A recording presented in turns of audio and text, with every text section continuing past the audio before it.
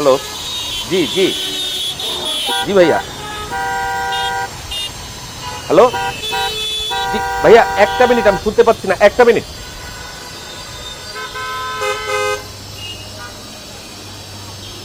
জি জি, আচ্ছা ঠিক আছে, আমি কালকে সকালে আপনার সঙ্গে কথা বলে ক্লিয়ার হয়ে নিব। হ্যাঁ, এখন রাখছি ভাই, রাখছি। শব্দ দূষণ আমাদের দেশের মারাত্মক স্বাস্থ্য সমস্যা। মানে শব্দ দূষণের কারণেও যে স্বাস্থ্য সমস্যা হতে পারে এ বিষয়ে আমাদের সাধারণ মানুষের কোনো ধারণাই নেই। শব্দ দূষণের ফলে যে শ্রবণ শক্তি হ্রাস ও স্থায়ীভাবে নষ্ট হয়, স্বাস্থ্যসম্মত জীবনযাপন ব্যাহত হয়, উচ্চ রক্তচাপ ও হৃদরোগ সহ বিভিন্ন স্বাস্থ্য সমস্যার সৃষ্টি হয়, কর্মদক্ষতা ও কাজের গুণগত মান হ্রাস পায়, এমনকি অনিদ্রা ও স্মরণশক্তিও হ্রাস পায়। স্যার, তাহলে আমাদের বাঁচার উপায় কি? চারিদিকেই তো শব্দ। আর আমরা কি করে বুঝবো কোনটা শব্দ দূষণ আর কোনটা শব্দ দূষণ না? শব্দ দূষণের একটা নির্দিষ্ট পরিমাপ আছে।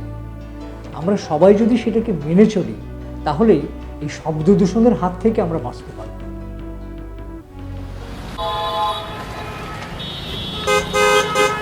প্রয়োজন ছাড়া হর্ন বাজাবে না, এতে শব্দ দূষণ হয়।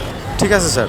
Lifestyle health education and promotion, স্বাস্থ্য শিক্ষা ব্যুরো, স্বাস্থ্য অধিদপ্তর, স্বাস্থ্য ও পরিবার কল্যাণ মন্ত্রণালয়।